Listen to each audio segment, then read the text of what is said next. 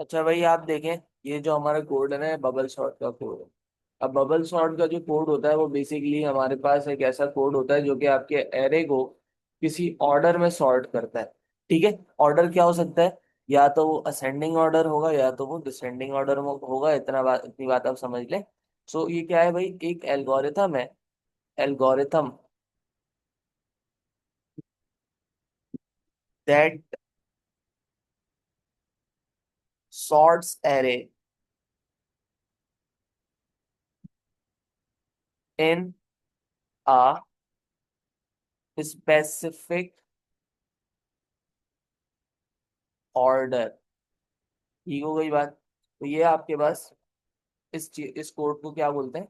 Bubble sort बोलते हैं। Bubble sort की वर्किंग सबसे पहले समझेंगे, उसके बाद हम लोग ये समझेंगे कि उसको कोड कैसे लिखा जाएगा। सही है, वर्किंग अगर समझ ली तो कोड हमारे लिए बहुत आसान है।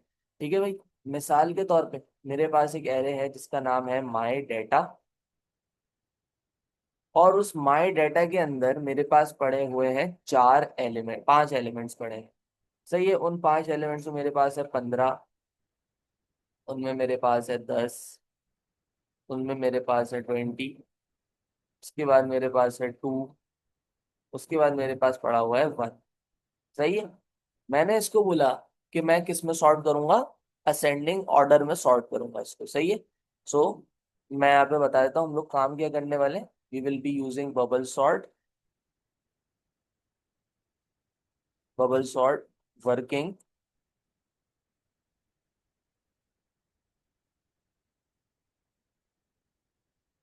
To sort my data in ascending order.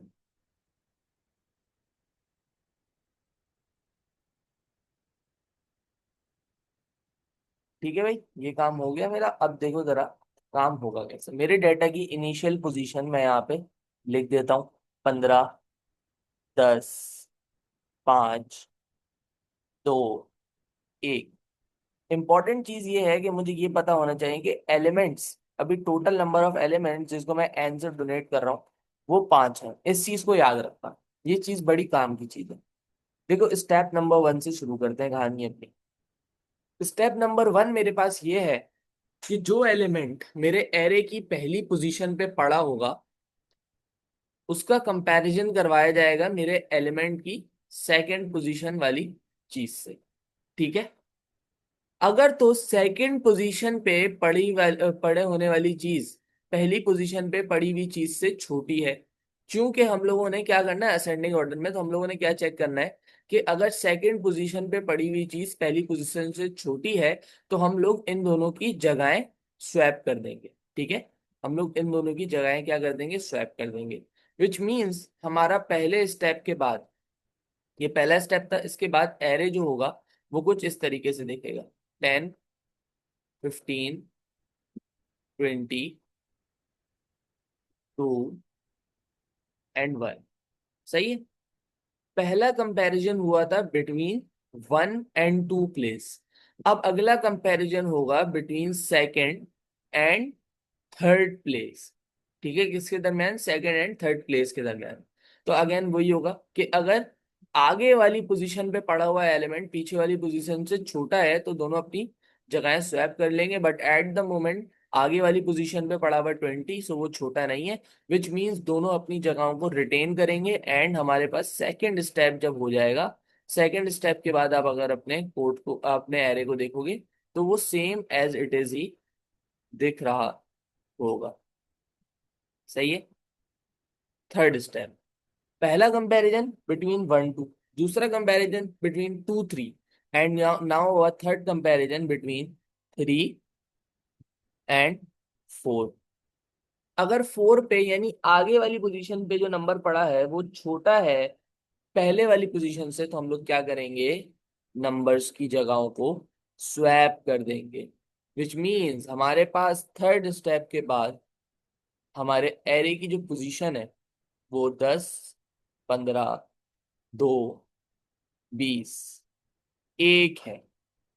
ठीक है, now moving on to our fourth step. ठीक है भाई, तो फोर्थ स्टेप पे आने से पहले हमारा क्या होगा, पहला कंपैरिजन वापस से एक दफा रिवाइज करना है, बिटवीन 1 2। दूसरा कंपैरिजन 2 3। पहला कंपैरिजन 1 2, दूसरा कंपैरिजन 2 3, उसके बाद 3 4, एंड नाउ हमें बताया 4 5, यानी इन दोनों के दरमियान आगे वाली पोजीशन का नंबर अगर पीछे वाली पोजीशन से छोटा है तो अगेन हम लोग क्या कर देंगे बेटे जी, स्वैपिंग कर देंगे। स्वैपिंग जब हम लोग अंजाम दे देंगे, सो इट मीन्स हमारा फोर्थ स्टेप के बाद एल्गोरिथम और ने हमारे एरे को कुछ इस तरीके से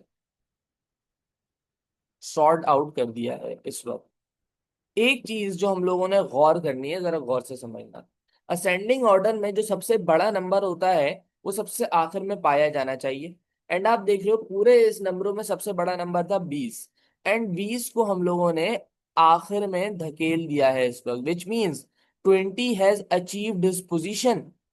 20 ने अब आगे मजीद कुछ नहीं करना, क्यों? बिकॉज 20 की पोजीशन अचीव हो गई है, सबसे बड़ा नंबर था, सबसे आखिर में आ चुका है। यानी 4 स्टेप्स करने के बाद आपने क्या किया, आपने एक एलिमेंट को उसकी जगह पहुंचा दी। अब ये 4 स्टेप्स क्या है, 4 स्टेप्स बड़े इंपॉर्टेंट थे, सही है। ये 4 स्टेप्स में आपने एक पोजीशन को जगह, एक नंबर को जगह दे दी है। अब ये चार क्या था, देखो नंबर ऑफ एलिमेंट्स, मैंने तुम्हें बोला था कि ये बहुत ज्यादा इंपॉर्टेंट होंगे। नंबर ऑफ एलिमेंट्स देखो 5 थे, स्टेप्स लगे 4, विच मीन्स मेरे नंबर ऑफ एलिमेंट से एक कम स्टेप में मेरा एक एलिमेंट अरेंज हो जाएगा। समझ आ रही है बात? नंबर ऑफ एलिमेंट्स थे 5, उससे एक कम स्टेप में यानी 4 स्टेप में मेरे एक एलिमेंट ने जगह अचीव कर ली, सही है। सो 4 स्टेप्स यहाँ पे लगे, 4 स्टेप्स, विच मीन्स अगर मैं इसको प्रॉपरली डिफाइन करूं तो n-1 स्टेप्स लगेंगे to achieve the position for the first element. ठीक है, बात समझ आ गई? पहले एलिमेंट की अचीवमेंट के लिए n-1 स्टेप्स लगेंगे। आगे का कंपैरिजन कंटिन्यू करते हैं। अब जो है कंपैरिजन वो स्टार्ट होगा फ्रॉम अगेन 1 से लेकर 1 और 2 के दरमियान। अब बात अगेन ये है कि पहला वाला लूप जो चल रहा है वो 1 से लेकर 4 तक का चल रहा है, यानी 1 से लेकर n-1 तक का चल रहा है। सेकेंड लूप जो चलेगा, अब वापस देखो कितने तक का चलेगा सेकेंड एलिमेंट को पहुंचाने के लिए उसकी जगह तक। लेट्स सी, देखो अभी यहाँ पे 15 जो है वो बड़ा है देन 10, सो जगहें जो होंगी वो रिटेन हो जाएंगी, यानी आगे पीछे हम लोग नहीं जाएंगे। सो फिफ्थ स्टेप के बाद आप क्या कर रहे हो, 15 एज इट इज रहा अपनी जगह पे, 2 1 20। अब क्या हुआ, अब ये हुआ कि यहाँ पे 15 और 2 का यानी 2 और 3 का कंपैरिजन हुआ, एंड चूंकि 2 छोटा है तो ये अपनी जगहों को आपस में स्वैप कर रहे हैं। ठीक हो गई बात? So when they are swapping their places, so number 6 पे पड़ी हुई, नंबर 6 स्टेप के बाद आपकी जो चीज है वो क्या दिखेगी, 10 2 15 1 20। ठीक है भाई, अगला कंपैरिजन देखें आप। अगला कंपैरिजन आपका क्या है, between 15 and 1, which means 3 and 4 place. So again 1 छोटा है, सो 1 आगे निकला, 15 बड़ा है तो 15 पीछे आ गया। एंड अब आप 7 स्टेप्स के बाद देखो कि आपका जो एरे है उसमें नंबर सेकंड एलिमेंट भी अपनी पोजीशन को अचीव कर चुका है, विच मींस इस वक्त 20 और 15 दोनों ने अपनी पोजीशन अचीव कर ली है। ये मुझे कैसे पता चला, क्योंकि असेंडिंग ऑर्डर में सबसे बड़ा नंबर सबसे आखिर में होता है, तो 20 सबसे आखिर में है, और second highest number second last पे आता है, तो देखो सेकंड हाईएस्ट 15 था, वो सेकंड लास्ट पे है। अच्छा जी, पहली अचीवमेंट के लिए मुझे स्टेप्स लगे 4। अब देखो अगली अचीवमेंट के लिए मुझे मजीद 3 स्टेप लगे, क्योंकि 4 से लेकर 7 तक जाने में 1 2 3 तीन स्टेप्स में मैंने ये काम हल किया। यानी 3 स्टेप्स मुझे लगे किसमें, मुझे सेकंड एलिमेंट अचीव करने के लिए 3 स्टेप्स लगे। तो ये पहले एलिमेंट के लिए 4, उससे अगले एलिमेंट को अचीव करने के लिए 3। मजीद आगे चलते हैं, देखिएगा आप। ये वाला कंपैरिजन वापस से स्टार्ट होगा इस तरीके से। इधर और इधर, क्योंकि दो छोटा है, जाहिर सी बात है। सो अब जो है हमारे 8 के बाद, 8 स्टेप्स के बाद, 2 इधर आ गया, 10 इधर आ गया, 1 इधर आ गया, और 15 20 यहाँ आ गया। अगला comparison between this and this place. Okay, so हमारे पास सेकंड एंड थर्ड प्लेस का कंपैरिजन हो जाएगा, and due to third place वाला एलिमेंट छोटा है तो वो आगे निकल जाएगा और 10 यहाँ पे आ जाएगा। एंड अब आप 9 स्टेप्स के बाद एक चीज रियलाइज कर रहे हैं, एंड वो चीज ये है कि 1 10 15 20, विच मीन्स अब हमारे कितने एलिमेंट्स ने अपनी जगह अटेन कर ली? अब हमारे 3 एलिमेंट्स ने अपनी जगह अचीव कर ली है, क्योंकि your 10 was your third highest element. So उसने आया, आना भी कहा था थर्ड, मतलब थर्ड नंबर पे आना था, देखो आ चुका है। अब इसको अचीव करवाने के लिए कितने स्टेप्स लगे? सिर्फ और सिर्फ दो, यानी 7 से लेकर 9 तक का है ना, तो सिर्फ 2 स्टेप्स लगे। पहले में 5, दूसरे में पहले में 4 सॉरी, दूसरे में 3, तीसरे में 2, और लास्ट वाले को करने के लिए देखो आप कितने स्टेप्स लगेंगे। कंपैरिजन किसके दरमियान लाया करेगा? 2 एंड 1 के दरमियान। एंड क्योंकि 1 छोटा है, 1 आगे निकल जाएगा, एंड ये यहाँ आ जाएगा। सो यहाँ पे क्या हो जाता है भाई, 10वीं पोजीशन आपकी जब हो जाएगी, सो यहाँ पे 1 आगे आ गया, 2 इधर हो गया, 10 इधर हो गया, 15 इधर हो गया, एंड 20 इधर हो गया। और अब आप देखो आपका एरे इज कंप्लीटली सॉर्टेड। और लास्ट वाले एलिमेंट को सॉर्ट करने के लिए कितने स्टेप्स लगे? 1 स्टेप लगा। समझ आ गई बात? यानी स्टेप की कहानी समझ लो, यहाँ से स्टेप की कहानी जो कि बहुत ज्यादा इंपॉर्टेंट है, जिसकी बहुत ज्यादा अहमियत है, उसकी कहानी भाई कुछ इस तरीके से है कि भाई आपका पहला एलिमेंट सॉर्ट करने के लिए n-1 स्टेप लगेंगे, उससे अगला एलिमेंट सॉर्ट करने के लिए उससे एक कम स्टेप लगेगा, फिर उससे अगला एलिमेंट सॉर्ट करने के लिए उससे एक कम स्टेप लगेगा, एंड फिर उससे अगला एलिमेंट सॉर्ट करने के लिए उससे एक कम स्टेप लगेगा। और एट द एंड जब आपके पास चीज एक स्टेप के अंदर सॉर्ट हो जाए ना, देखो जब एक स्टेप के अंदर सॉर्ट हो जाए, तो इट मींस आपने अपने एरे को फुल तरीके से सॉर्ट कर लिया है। बात समझ आई? यानी देख रहे हो ना, अगर 1 स्टेप जब हो गया ना, जब एक स्टेप के अंदर सॉर्टिंग होने लग गई, इट मींस आपका एरे कंप्लीटेड सॉर्टेड है, इसके बाद आपके पास कोई गुंजाइश नहीं है। सो इसका मतलब क्या है? लूप कुछ इस तरीके से चलाना है कि स्टेप की वैल्यू हर बारी में कम होती जाए। कब तक? जब तक स्टेप की वैल्यू 1 नहीं हो जाती। ये मैंने तुम्हें लूप बता दिया।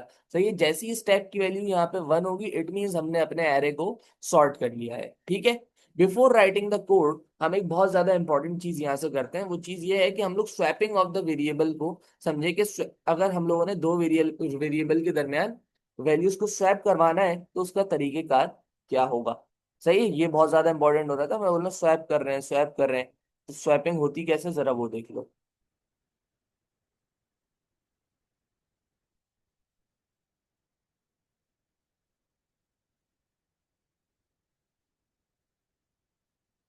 देखो भाई, अब यहाँ पे मिसाल के तौर पे मेरे पास एक वेरिएबल है जिसका नाम है एक्स, एंड इसकी वैल्यू मैंने बोली 70 है।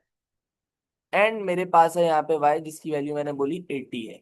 मैं चाह रहा हूँ कि जो 80 वाली वैल्यू है एक्स के अंदर चली जाए, और जो 70 वाली वैल्यू है वो किसके अंदर आ जाए?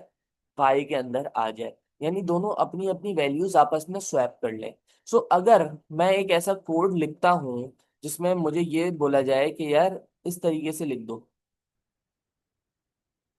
समझ आई बात? इस तरीके से लिखने का कह दिया जाए, सो इस तरीके से लिखने का आउटकम क्या आएगा, यानी आउटपुट क्या आएगा, जरा ये देख लेते हैं। इस स्टेप के बाद जो आपका पहला स्टेप है, 1 मिनट वेट करो।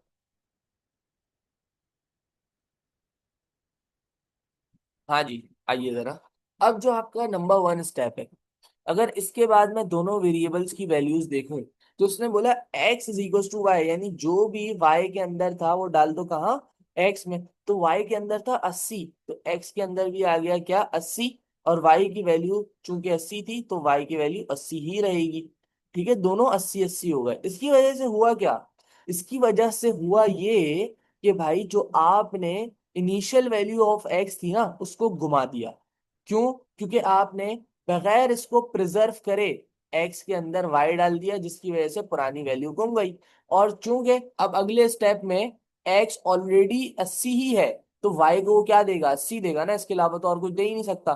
तो X is equals to 80, Y is equals to 80, value swap हुई का? समझ आ रही है बात? वैल्यू स्वैप ही नहीं हो पाई, दोनों की 80-80 वैल्यू रही। तो यानी ये वाला कोड गलत है। अब हम लोगों ने करना क्या है? हम लोगों ने इनिशियल वैल्यू को प्रिजर्व करवाना है। जैसे अगर मैं यहाँ पे एक्स की इनिशियल वैल्यू को किसी तरीके से प्रिजर्व करवा लेता, तो यहाँ पे मैं अपना काम बआसानी मुकम्मल कर सकता था। सही है। सो इट मींस मेरा जो काम है वो अब कितने स्टेप्स में होने वाला है? 3 स्टेप्स के अंदर होने वाला है। सबसे पहला स्टेप क्या होगा? मैं कोई सा भी वेरिएबल उठाऊं, उसकी वैल्यू एक वेरिएबल के अंदर प्रिजर्व करवा लूं। उस वेरिएबल का मैं नाम रखता हूं टेम्प। और टेम्प के अंदर मैं प्रिजर्व करवा ली मैंने एक्स की वैल्यू। ठीक है। उसके बाद मैंने बोला एक्स की पोजीशन पे आ जाए वाई, और वाई की पोजीशन पे आ जाए टेम्प। ठीक है। अब जरा इसको समझना।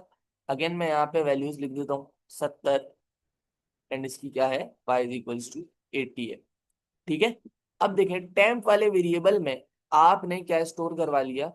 Temp is equals to X की वजह से क्या हो गया? एक्स में 70 था ना, तो देखो टेम्प में कौन चला जाएगा? 70 चला जाएगा। सही है भाई।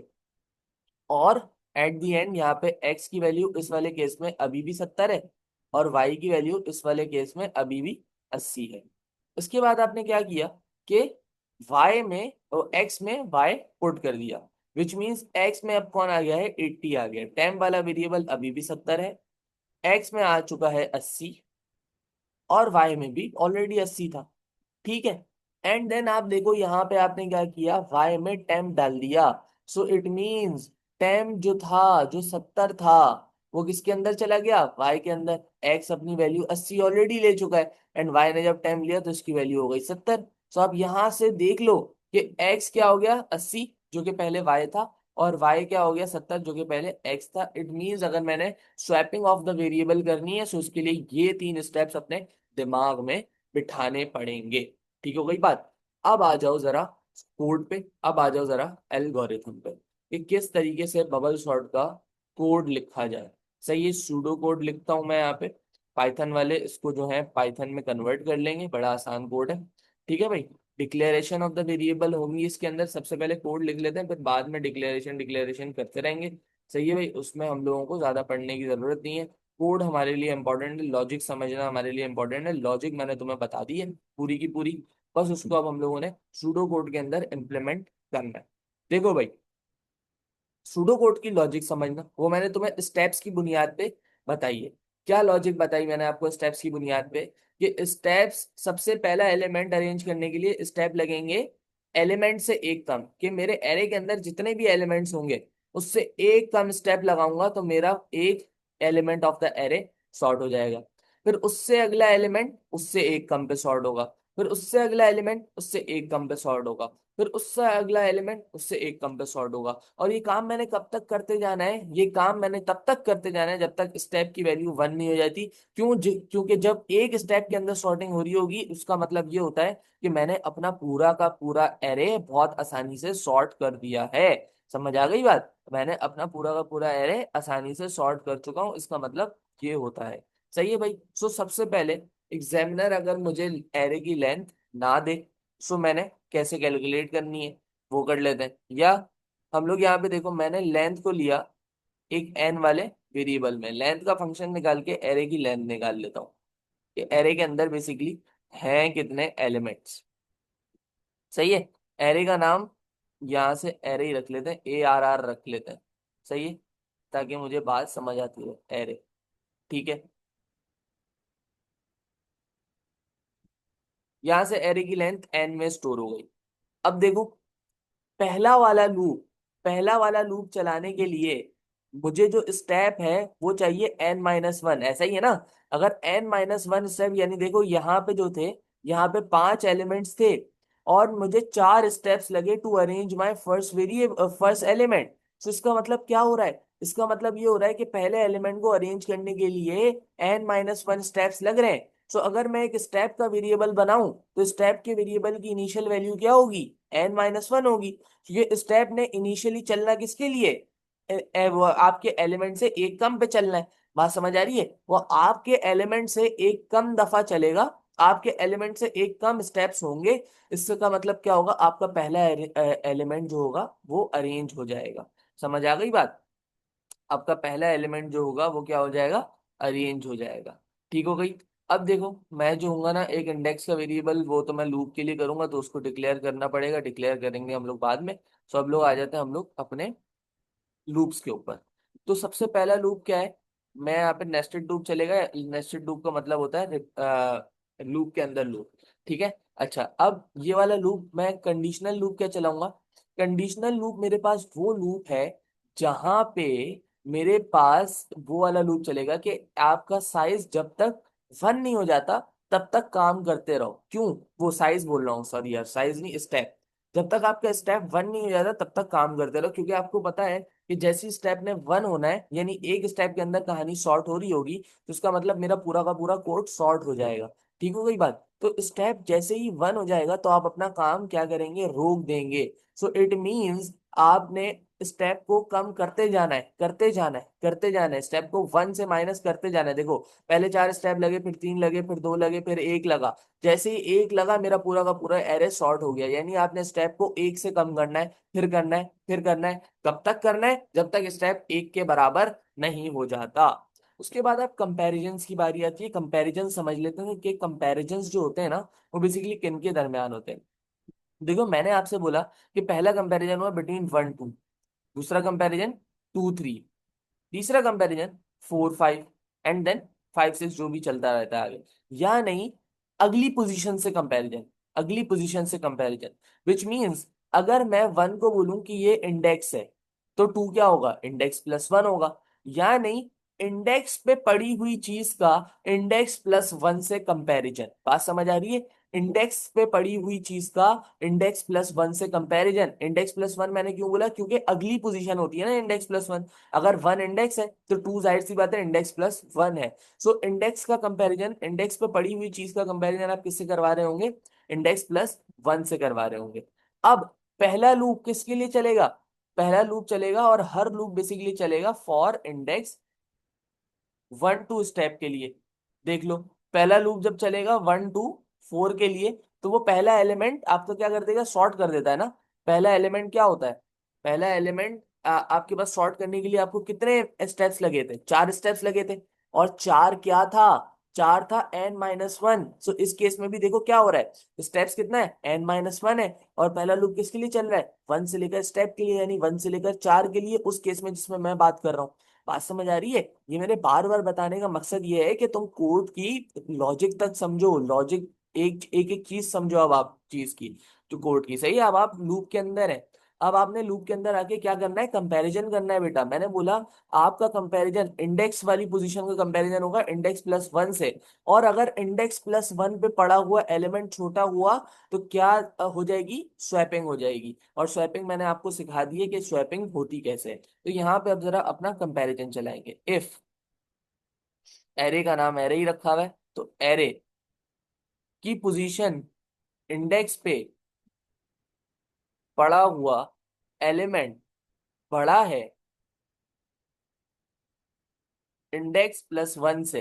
यानी ये देखो, अगर अगली ये वाली कंडीशन की क्या मतलब है, अगर अगली पोजीशन पे पड़ा हुआ एलिमेंट छोटा है पहली पोजीशन पे पड़े हुए से। अगर एरे यहाँ पे 1 है तो एरे प्लस 1 जाहिर सी बात है 2 होगा। तो अगर 2 वाला एलिमेंट छोटा है 1 से, तो हम क्या करते थे बेटे, स्वैपिंग करते थे। सो यहाँ पे क्या आएगा, देन आएगा। और वो जो 3 स्टेप्स मैंने आपको सिखाया, उन 3 स्टेप्स की मदद से आप स्वैपिंग करेंगे। कोई सा भी एक उठा लें, कोई सी भी एक वैल्यू उठा लें, उसको टेम्प में स्टोर कर दें। मिसाल के तौर पे मैंने एरे इंडेक्स उठाया, उसको टेम्प में स्टोर कर दिया। ये यहाँ पे एरे इंडेक्स की जो भी वैल्यू होगी, एरे इंडेक्स पे जो भी वैल्यू पड़ी होगी, वो कहाँ चली जाएगी, टेम्प वाले वेरिएबल में चली जाएगी। यानी मैंने एरे इंडेक्स पे पड़ी हुई इनिशियल वैल्यू को प्रिजर्व कर लिया। अब मैंने ये कहा कि एरे इंडेक्स पे डाल दो एरे इंडेक्स प्लस 1।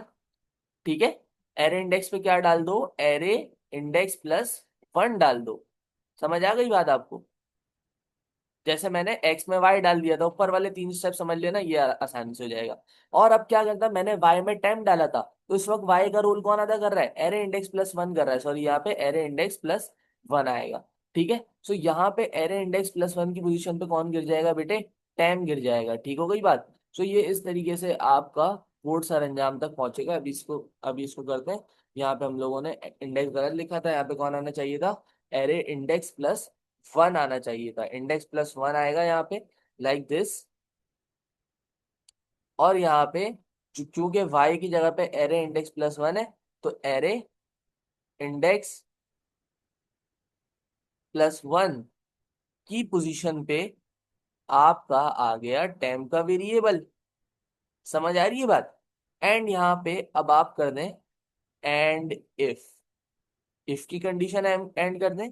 और अब आप यहाँ पे नेक्स्ट इंडेक्स कर दें कि अगले इंडेक्स के लिए चलो। इससे क्या होगा कि लूप चलेगा वन से लेकर स्टेप तक। अब मैंने क्या बोला था, रिपीट का लूप मैं क्यों चला रहा हूँ, रिपीट का लूप मैं इसलिए चला रहा हूँ कि मैं हर बारी में एक कम स्टेप के लिए काम करूं, एक कम स्टेप के लिए काम करूं। यानी पहला काम मैंने करना है 1 से लेकर 4 स्टेप के लिए, अगला काम मैंने करना है 1 से लेकर 3 स्टेप के लिए, उससे अगला काम मैंने करना है 1 से लेकर 2 स्टेप के लिए। और ये काम मैंने कब तक करते जाना है, जब तक स्टेप एक नहीं बन जाता, जब तक स्टेप की वैल्यू वन नहीं हो जाती। या नहीं, आप अपने रिपीट वाले लूप के अंदर हर वक्त स्टेप की वैल्यू में से एक कम करते चले जाएंगे। यानी step is equals to step plus one करते चले जाएंगे।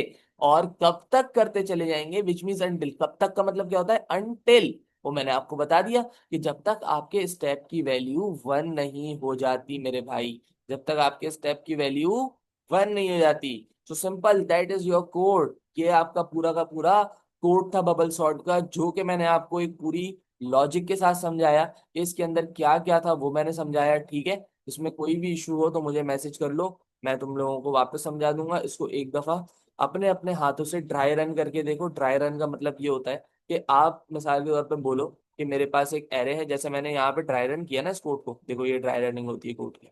अपने हिसाब से एरे तुम वो करो, बनाओ अपना एरे बनाओ, और उसको फिर इस कोड के हिसाब से चला के देखो। ठीक है, देखो इंशाल्लाह तुम लोगों का कोड बिल्कुल सॉर्ट हो जाएगा। और कोई भी इशू हो तो मुझे डायरेक्ट मैसेज करके पता कर लेना। सही है भाई, अल्लाह हाफिज। और अब छुट्टी नहीं करना।